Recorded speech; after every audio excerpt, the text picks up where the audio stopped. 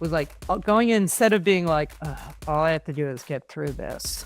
I was like, you know what? I didn't win my work day. I'm going to win the workout. And it was really like just this small transformation where a little mindset shift, and then a great workout, happy to see people, blah, blah, blah, and welcome, Model FAs. David DeCelle here, CEO of Model FA and your host of the Model FA podcast. And we are back for round 2 with Kristin Harad. And Kristin is a business and marketing coach for RIA leaders and independent financial advisors. And she owns a company called Full Advisor Coaching. And in our last podcast episode that we had with Kristin, we stayed pretty high level, and we had promised that we'd be back to do a more tactical episode. So our goal today is for all of you to walk away with things that you can implement into your business right away. And with that said, Kristin, welcome back. Thanks, David. Good to be here again. I think we're going to have a good time today. Yes, let's rock and roll. We have a number of different things that we want to go through. I'm just looking at my notes over here, and where I want to start is you shared a topic around content creation and how to leverage that in an advisor's business. So just a general question to start, and let's get tactical. How do you view content creation for advisors? How should they be doing it? Well, I should say first, they should be doing it. Yes. Step one, let's back up and say, I think content marketing is kind of the foundation of, should be the foundation of nearly every advisor's, if not all advisors, marketing plan, given that it's your expertise, your thought leadership, your point of view. It's connecting with your audience. It's a giving, it's education, it's all of those things. So I think you need to be out there sharing content on a regular basis. It doesn't have to be as frequent as some people are producing like weekly or even more than that. It doesn't have to be that. You could have a good solid quarterly piece if that's your deal, but you have to have a point of view and share your expertise, hands down. And when you think about that content, like what sort of mediums or formats do you suggest? Because there's, blogs and articles and videos and podcasts. There's so many different things that people can do. Where do you suggest that perhaps they start?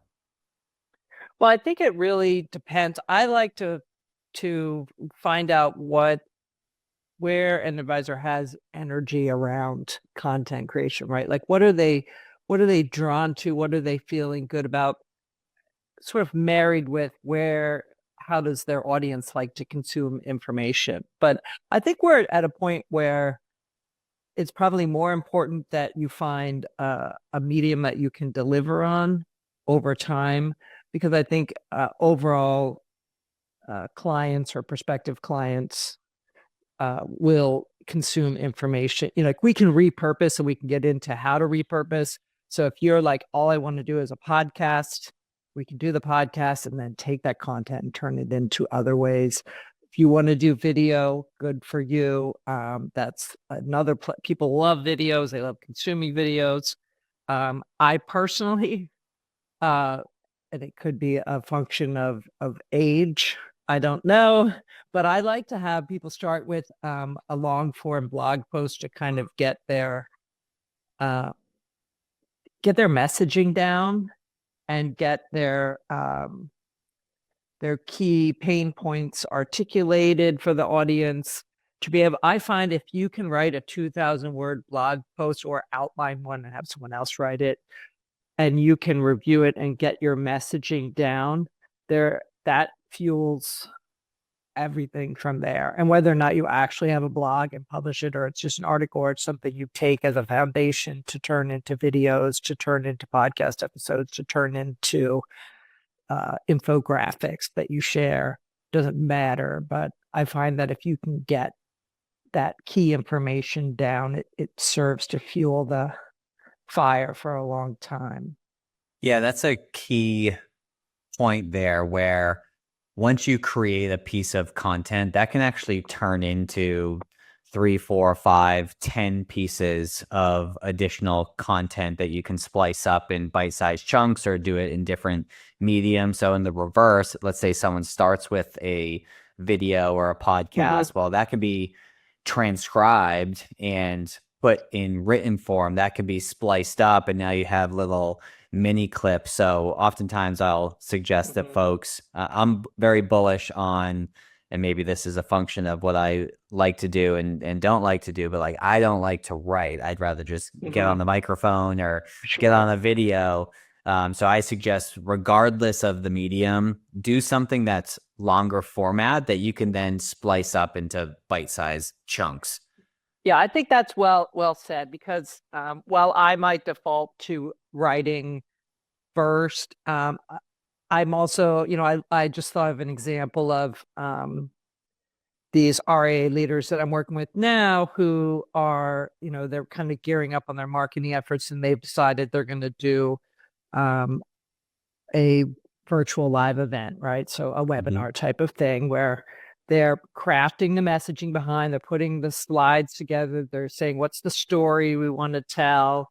Where are we going to enter the conversation? Where are we going to exit? What's our call to action? And so all of their focus is on creating this event. So, and I think that can be a really strong way to get content out there too, because you kind of set a deadline and say, we're going to have this event, and then we're going to promote it. So all of the elements that you're putting in your outline, that you're developing in the PowerPoint slides, or however you're going to present, or will ultimately fuel promotional campaigns, will fuel LinkedIn posts or Instagram shorts, or any of those things that you might do to get the message out there. So I think your point of start with something longer form, it gives you a nice kind of bucket of content, then you can just pull out different things along the way, which I think is just extremely efficient and really fun to figure out, how can I use this piece yet again. Well, there's two examples. One is a client example, and another one is he's currently in our sales process, a prospect of ours. And so one of them, Brian, who pretty well. So he had a list of prior workshop attendees of, I want to say, maybe 1,200 people that either signed up and didn't show up, or showed up and didn't book a meeting, or booked a meeting and didn't become a client. And he wasn't really nurturing them. So what we put together was what you just mentioned, a webinar process for him. And now he's re-engaging them. He's gotten clients from that process. And part of the purpose of content is to maintain relevance and give people additional things to consume. So the prospect, that was actually an introduction from Brian, that we're working on right now. What they did is they have a YouTube channel with a bunch of different videos, and they noticed that not only were they getting some clients just from people consuming the videos, but they noticed that their current clients were more likely to share a video with a prospect than they were to just make the introduction right away. So it allows people to get to know you from afar, build a relationship from afar. And then when they reach out to schedule some time with you, like, you got to really mess that up to not make them a client, because they're ready to rock. They wouldn't reach out to you. So I couldn't agree more. And I'm curious. So another topic that you had mentioned you've got some traction on recently is around LinkedIn. And Absolutely. I want to have you try to dispel my devil's advocate view on LinkedIn. So LinkedIn is a platform that, frankly, I can attest a lot of what we're able to do now to that platform when we first launched and built up our network of advisors. But now I feel like LinkedIn's become very noisy. And spammy in the messages section. So in 2024, right, with all that in mind, how do you think, and have you seen advisors utilize LinkedIn effectively to cut through the noise and be memorable with all the spam and whatnot that people are on the receiving end at? Yeah. Great question. I 100% agree that it's pretty busy and noisy out there. So I'm going to take a step back and say kind of, the first question people ask is, what do I need to be doing on LinkedIn? And that's where I often will first do what I call just like the assessment of the basics, right? So I'm going to look at your profile. Oh, let me even step back further and say, if you ask the question, do I need to be on LinkedIn? I don't plan to market on LinkedIn. And they might have the same perspective you have, like, it's busy, it's noisy, I'm tired of being spammed, I don't want people to feel that way. You still need to have a professional profile. You need to show up, because in the case where, like you were just saying, a client shared a video with a prospect, and the prospect looks at the video and then they put your name into LinkedIn, as they inevitably, or they put your name into search, as they inevitably will, it's highly likely your LinkedIn profile might show up even before your website, right? So people will click and say, let me just make sure this is a legitimate professional, because they're going to be handling my money, right? So even if you never spend 1 minute marketing actively on LinkedIn, I like to first do kind of an assessment of what's your profile, what are you conveying, and is it showing up to serve you? So it sounds basic because you think, well, by now everyone should have this, but let's start from the top and say that background photo, the little bar across that you have your headshot. So we'll say headshot. Please have a headshot, not you cut halfway out of your honeymoon photo with your spouse, right? Sure, you might look happy, but let's make it professional. So that it seems in 2024, we shouldn't need to say that, yet we do have to. There's the background photo behind your headshot. A lot of people leave it to the default blue and gray that LinkedIn has there. Go into Canva, type in LinkedIn background photo, get a template, enter your brand colors, upload your logo, or put a tagline, or put your favorite photo in there, and save the file, upload it into your profile. It'll make a world of difference. So, two things. One, you could make it a background photo of something that's interesting or inspiring to you, or relevant to where you live, or relevant to your area, something that has a personal story behind it. Or you can promote your brand and have a tagline and brand colors and kind of talk about who you serve, but do something with that space. So Canva makes it so easy. It'll take 5 minutes. And you can get away with the free version for that as well. Absolutely. Yeah. Yes. You just go in. It's super easy. What else? Headshot. And then right below your headshot is something called the headline. And the headline is that little descriptor that tells people whenever you comment or post, it's going to show up there. And it's going to say, David DeCelle, CEO of the Model FA. And most people just repeat their title that's listed below, where that's where we want. And I haven't looked at yours, David, so I don't recall, but we wanted to have something that yeah, I have. I know. I can probably refresh this, but it says compulsive learner, advisor turned entrepreneur, empowering financial planning firms and advisors, grateful leader. Yes, I love that. That's really good. I kind of took a risk on that one, but I had a feeling I remembered yours being very good. I love compulsive learner and leading with that too. And I like that you have a benefit statement around how you help advisors. I'd say mine is helping RIA leaders build version 2.0 with clarity, confidence, and fulfillment. Then I have a slash and it says wrestling mom, because my kids are both wrestlers. And then a slash that says F45 enthusiast, because that's my workout that I do.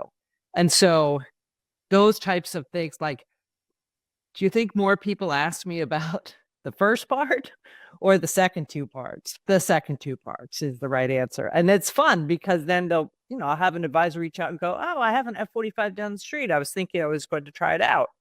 What do you think? And then we can have a dialogue. And then, it may or may not go somewhere, but at least we've had that connection. And they know the way I like to think about it is you're a complete human. So tell us more about who you are, because your company page will serve to also kind of sell the company. But let's make sure we know who you are as a human, that we can connect besides just, oh, I help advisors, which is important. And if we only have a quick snapshot, that's what we want them to know.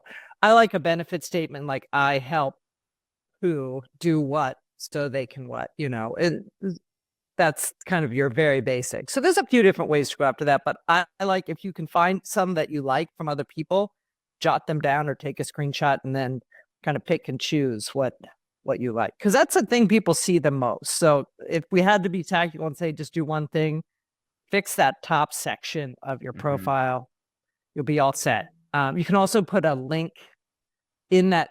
The first block is called the intro section. You can click the little pencil and add a link to your website there if you want, or a link to your podcast, or a link to your YouTube channel, or anything right there in your profile. So complete the profile is kind of step one. Yeah. And then whether or not you're using it to share content or market, getting into your question around how to use it to market and get your content out there. I think it's pretty sophisticated to get into like the sales navigator, hunting people down, sending out the message, doing that type of thing. If you're going to do that, one, you definitely want to know that your audience is going to be online, on LinkedIn regularly. And you have to distinguish, and what I'm talking about is if you're going into the messages and directly sending out messages, you don't want to send sales pitches in that. You're sending a connection. It's short and sweet, to the point, a connection request that is making some sort of tie between you and that person, whether it's like, I see your, I'm a financial advisor focused on helping healthcare executives, and I put content out regularly and I think you might find it valuable. I'd love to connect. Even that's too long. Like, it's usually something really short and sweet, and be like, hey, I've seen you out and about on LinkedIn. I'd love to connect. And it's short and sweet, and you get the connection. Then you can go back with, hey, I'd love to have a conversation and see what we're about. But I think it's pretty noisy, right? To your point, 6-7 years ago, even 5 years ago, it wasn't. But pretty much since the pandemic, and as people have spent more time online, and then LinkedIn has, improved its features and capabilities, I think you have to have pretty high volume in that way to make that work. And I think a lot of advisors don't have the bandwidth or the time to do the giant campaigns on Sales Navigator where you're just like shooting out messages. I think you should use a platform to be sharing your content on a regular basis, and then not just sharing your content, and only in the case if your audience is in fact on LinkedIn, that's where they are. So if you know that and you're like, okay, that's where they are, that's where I'm going to share my content. Or if you want to add it in as just building up your profile of being a professional. But we could do a whole episode on just LinkedIn. I get pretty excited about it, but I'm pretty passionate about it because it's a very, very interesting social media platform that hasn't been completely turned into, like an X or Twitter, like where it's just like, let me just say whatever I want, but we'll see where it goes. But well, where I find people get the best results is like if you're sending out messages left and right and that's it, like you're not going to get a ton of results. In my opinion, you need to do 3 different things. One is You need to be pushing out content that people can consume and get to know you from afar. Like, take a stand on something, become a thought leader in the industry and what you're passionate about talking about. So that's, number one. Number two, you want to be interacting with what your target market is posting as well and be supportive of them. Don't just toss them a like, but put a thoughtful comment. And that just frankly takes time. It does. And, if you have the time, you should spend it doing it. And rather than scrolling through another platform, maybe scroll through on LinkedIn and spend your time there. And then third is when you do reach out, after you've been supporting each other on, the various posts and content that you're putting out there, just a simple message. I like to include video, just a very personal introduction, and just say, hey, Matt, I know we've been connected for some time on LinkedIn. If you're open to it, I'd love to actually connect. I've been seeing you for a while now and would love to hop on a call and learn more about each other, see if we can be a resource for one another. But spend the time investing in the relationship first, and then slide in for the message is what I've seen work really well. Yes, I 100% agree with that. I think that is going to work far more. It's going to be far more effective than the blanket. Let me just pummel out, send out as many as I can to get in front of as many people as possible. That strategy did work, but it doesn't work now. I don't think. I think, and I think overall, I mean, our shared contact, Alan Harris, of course. I met him on LinkedIn. Like, we developed conversation. He would like my content. We comment back and forth, and finally, actually, he just said, sent me a message and said, "Let's hop on a call." I'm great, okay, and we got on a call. But it was after a while of, like, I think I originally reached out and connected with him in an earlier campaign, and then we just got to know each other through comment. And finally it was like, all right, now he needed some help. I was in dialogue with him probably for over a year, a while of back and forth, and then boom. Well, that's an important note is, you're not going to connect with someone today and make them a client tomorrow, which is also why LinkedIn shouldn't be your only business development strategy. There needs to be plenty of other things. That way you can have the patience necessary and allow enough time to pass to where it doesn't look like you're going in for the kill right away, but you're actually being thoughtful about building these relationships online. But if you do it the right way, LinkedIn can be very effective. Where I kind of started off at the beginning as playing devil's advocate, it's when you kind of go in too quick and you connect with someone and you try to turn them into a client immediately. It's like, no, there's several steps before that. And if you're thoughtful about it, then it can turn into something of significance. So I want to pivot because I get this question all the time. Hey, I have a great meeting with someone and I can't get them back on the calendar. And then they get stuck in the following up about the follow-up, about the follow-up, about the follow-up. And then that opportunity just sort of dissipates over time. So what are some tips to help improve that prospect follow-up process, and how do we accelerate that to get them to become a client? Well, I know you are a master of this tech. I love watching, having heard you and watch you do this. I'm a huge proponent. I think a lot of advisors fail to focus on this lead to client conversion communication system, getting the leads to come into that prospect meeting. So you had the prospect meeting, they've left, they've not signed paperwork, but you're like, yes, they're a great prospect. I think you need to outline first and foremost, like, what are your follow-up steps and what's the pacing at which you do it. So you kind of have to lock in 3 follow-up that I see, like, almost immediately, to be checking in over the following 2 weeks. I like to do, the immediate thank you, but in whatever form you want to do it, thank you. Here's the reiteration. Here's the next step. Then a second follow-up a few days later, and then another one coming up. Now, the question is, when does it end, right? I find some advisors just have this never-ending lingering on of like, I feel like I'm just chasing them down. I think setting out the points of the immediate follow-up, then let's say at the 2-month mark, maybe the 6-month mark, having the direct planned outreach. We can talk about what kind of outreach makes sense, because that's kind of a point. And then just keeping them in the mix, keeping them in your regular communications, of course, to stay top of mind. But I think a lot of advisors make the mistake of, I followed up again, I didn't hear from them, they must not want to.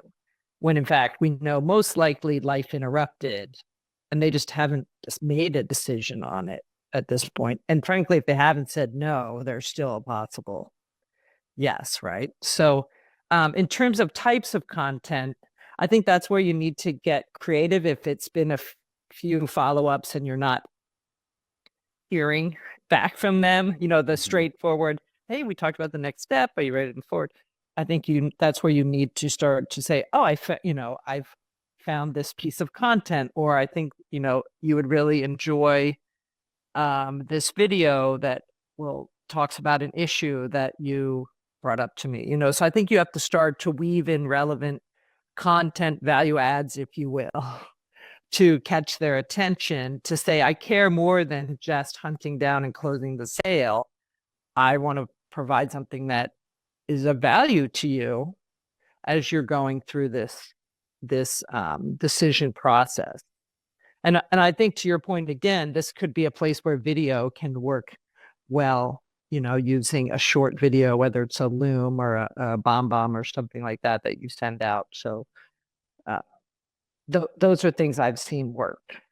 Yeah, well, I think too, to emphasize something that you said about value-added content, that can be both content that's relevant to what you're compensated to do around financial planning. And we talked about content earlier in this episode. And, with that said, I think a lot of folks will post a video or post a podcast or post a whatever, and then they're done with it.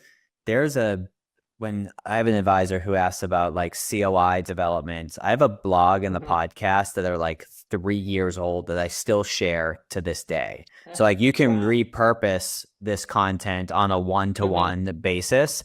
So, when you're thinking about content, ask yourself, well, what are the typical questions I get from prospects and clients? And let me make some content around it so that I can use that as collateral moving forward, and not just posting it on social media and moving on. Like you spent the time creating it, repurpose it over and over again. So I want to emphasize that. The other thing is having, a lot of times people don't become clients because, to your point, life got busy, they're not ready yet, but give them opportunities to continue to learn. So like that webinar strategy that we're doing with Brian, he does those once a month, and he gets 20 some odd people, every webinar to hop on there. And it's an additional 40 minutes with these people. And that may be the thing that gets them over the hump. But before you get into any of these things, what I've found, and I'm just shocked that this isn't a normal practice, what I've found that eliminates the need of following up like 85% of the time is just scheduling the meeting in your current meeting. That is true. Yes. So, for a lot of folks that I come across, they, have a meeting and they're like, great, it'll take us a week or so to put our stuff together. I'm going to send you what we need from you, which is usually statements, a worksheet or something like that they need to fill out. And then they drag their feet getting that stuff over to the advisor. And now you're in that follow-up game that we just talked about. But if instead you said, great, so in our next meeting, we'll be talking about X and Y and Z, and we'll need this from you, and it'll take this amount of time for us. So taking a look 2 weeks out, what does Tuesday look like, same time as today, and just get the freaking meeting on the calendar. And then the other thing that I've found works really well too, after you followed up a number of times, this language tends to solicit a response, even if that response is a no. And I view a no as a win because it's better than maybe. You're not in limbo, right? Close the loop so you can say, I don't have to spend any more resource here. Exactly. And or I can put a trigger to check in 6 months or a year and say, how's this going? Is it working out for you? If not, I'm here if you want to have a conversation, which is also a piece a lot of advisors go, oh, it's a no, I'm done. Whereas like if you really like the person, put the trigger for the year out to check in with them. Yep. And to get that no or a yes, or at least more clarity if they don't respond to your outreach. First of all, don't be afraid to pick up the phone. You don't have to, just hide behind email the whole time. But in an email, I may say something like, hey, Kristin, I've tried reaching out a number of times over the last few weeks and haven't heard back yet. I hope everything is okay on your end. That said, I certainly don't want, and this is the line that tends to get the response, I certainly don't want my professional persistence to turn into a nuisance. So if you've gone in a different direction or you need more time, that's okay. Please just let me know. Or if you'd like to meet, I'm happy to coordinate that as well. And oftentimes people will say, oh, sorry, I've been so busy, but yes, let's meet next week. Or they'll say, hey, thanks, but we're not ready yet, or we've gone a different direction. Cool. You've closed the loop. So that professional persistence turning into a nuisance line has been well received. I'm writing that one down because I like that because you're like, you almost don't want to say, because you don't want to sell yourself short. And I love professional persistence. That's great. Because you don't want to be like, look, I'm following up because I'm, that's what you should do. I mean, I always tell my clients, I'm like, your clients these prospects expect that you're going to follow up. And I always find the follow up, a good time, even if I'm like, I don't want to do, because we get like the sales pitch, like, I really don't want to do this. And I kind of wait to see, are they checking in with me? Are they following up? And I'm kind of a nuisance about that. But I mostly want to see, like, are they does it matter? And if they're professional and really good at it, it's something that you're like, okay, it's expected. It's just people might get busy and they're like, I can't, or they don't want to let you down if they liked you and they're like, we went a different direction, or maybe they, the spouse wanted someone else and they wanted to work with you. It's kind of like you've given them the easy out there if they need it. Yeah. Give them the out. I love that. That's a good one. Now let's walk through the final topic for today is the client engagement topic. So that person I was referencing, or both those people I was referencing, what they do is one of their virtual events is they do a virtual wine tasting and they send bottles of wine out to the clients. And they're very direct. They say, hey, who else do you know that likes wine that you also think we'd enjoy meeting? Because I'm going to call them afterwards to book an appointment. That way it's not like a timeshare bait and switchy type thing. Right. So, and that generates some good business for them. So when you think about, I share that just as a one-off example, but as you think about your thoughts on client engagement, how should we be thinking about getting these folks to raving fans so that ultimately they end up referring? Yeah, I think this one, again, gets down to, you'll see I'm very big on mapping out the experience so that you can set up, I know a lot of us like set up the workflows and set up the tasks and the follow-ups and things like that. You would think it'd be very obvious on a client engagement, but sometimes, especially if, advisors in that busy growth stage.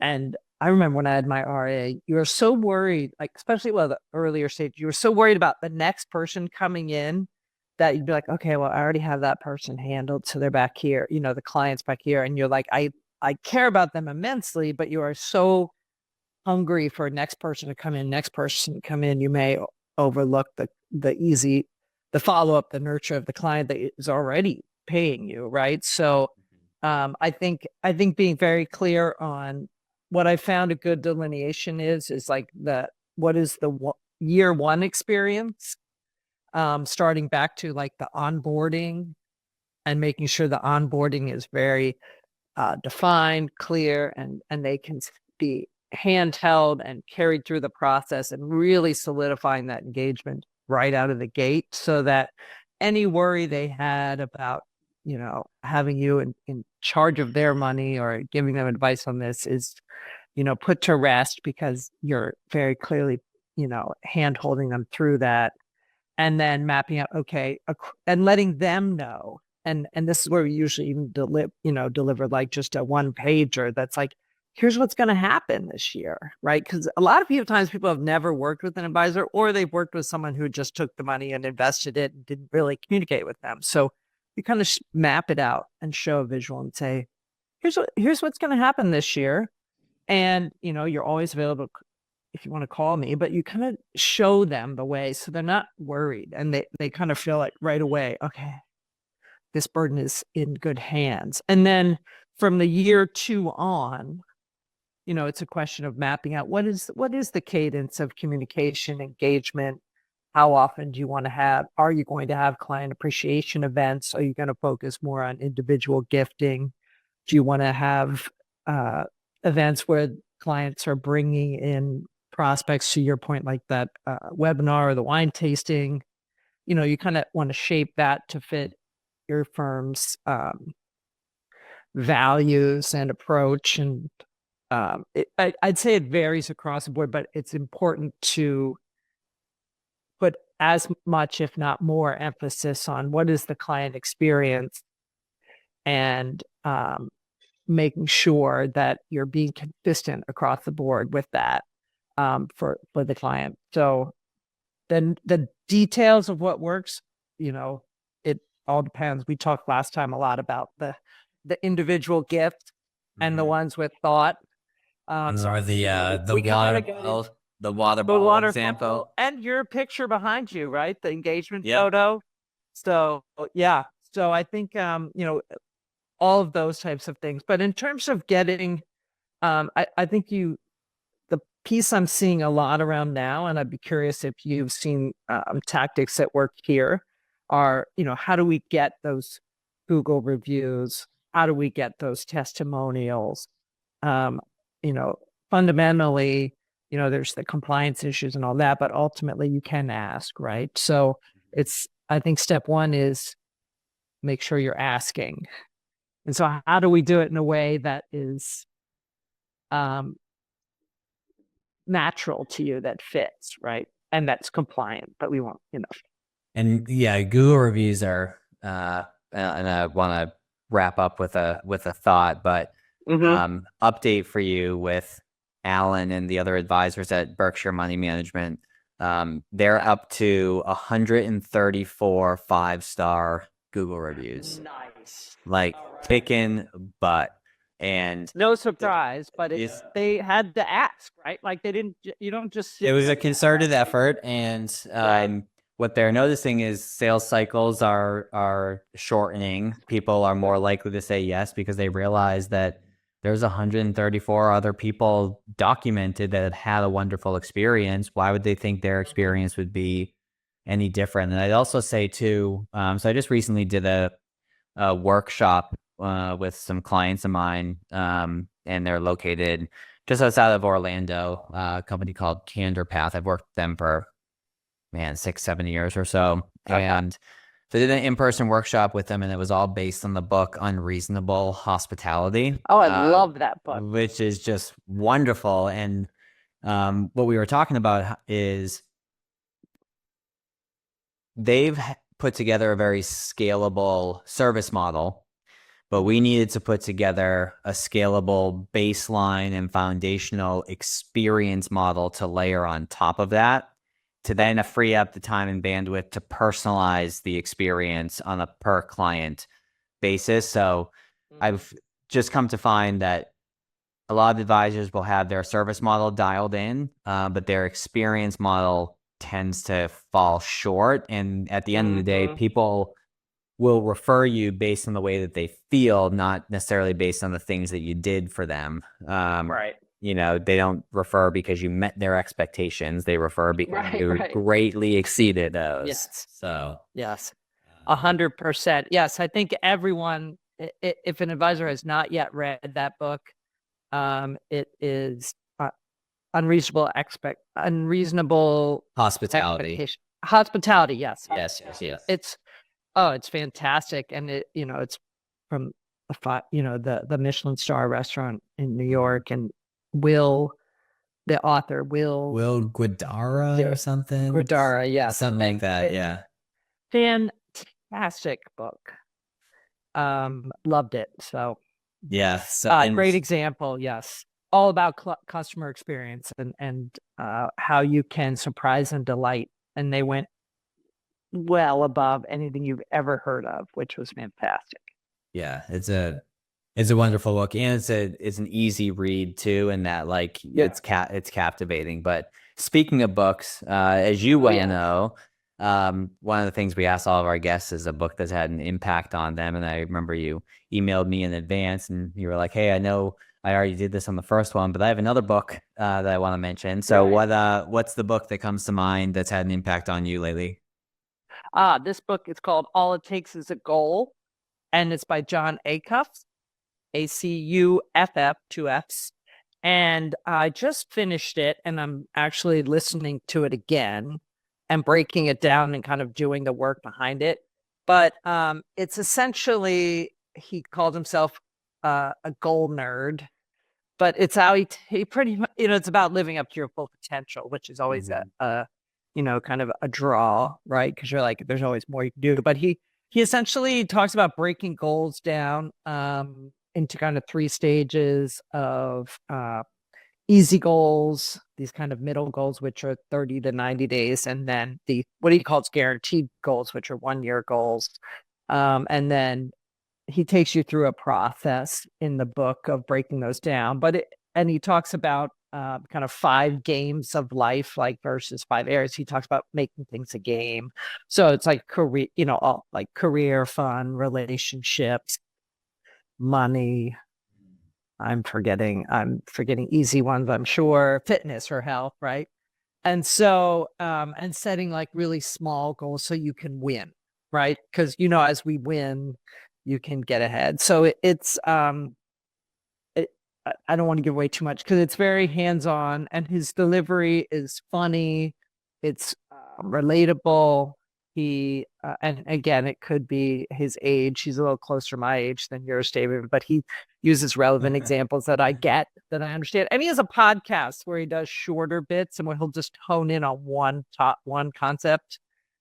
So I think it's, if you're always thinking about goals and tracking, and he talks about scorecards and the importance of them and how there's lots of different kinds of scorecards, and it's very creative in that way. I'm having a lot of fun working through it. It's interesting. One quick practical example was, he talks about small goals and winning in these different games. And for instance, I was like, all right, I'm doing it all on career. And I focus on what do I want to do in my career. And I was at, I go into an office a couple days a week, and I was there, and I had kind of just not a great day. I didn't win at the office that day, right? Like it was like, nothing was coming together, and I left, and I was going to do my workout, and I was kind of like, today's kind of sucks, And then I get to the workout, low energy, and I I was listening to the podcast on the walk over, and then I was like, you know what? I'm gonna win this workout today. And it was cool because then I had 45 minutes or an hour, whatever it was like going in, instead of being like, all I have to do is get through this. I was like, you know what? I didn't win my work day. I'm going to win the workout. And it was really like just a small transformation where a little mindset shift. And then a great workout, happy to see people, and the day changed. It could have changed that way anyway, just out of basic endorphins and whatnot. But the mindset shift going in was like, I'm not going to throw away the whole day. I'm going to take this little win. And it was a big kind of an aha moment for me on that. I thought that was pretty cool. I love that. I haven't come across that book yet, but it will be here tomorrow as you were going through that. It's good. I scraped it up. Very awesome. So Kristin, first of all, this was very helpful, much more tactical than our last episode, and there's a number of things that people can take and implement right away, from the LinkedIn profile to what to put in a follow-up email to, booking the meeting right away, to just the idea of the importance of utilizing content. But if I'm curious to learn more about you, how you help advisors, where should I go? Go to fulladvisorcoaching.com. Everything's in there. You can look at the blog. There's my podcast I'm regularly recording. I'm excited to have you as a guest, David. We'll reveal later when that's coming. And you can find everything there. Find out my coaching programs and just engage there, or reach out, of course, on LinkedIn. You'll find me there. I'm a very active LinkedIn participant. Love it. Well, Kristin, I appreciate you spending more time with me. I appreciate your advocacy behind the scenes as well, and some of the introductions that you've made over the last handful of months. And for everyone listening today, thank you so much for your time and attention, and we will catch you on the next episode.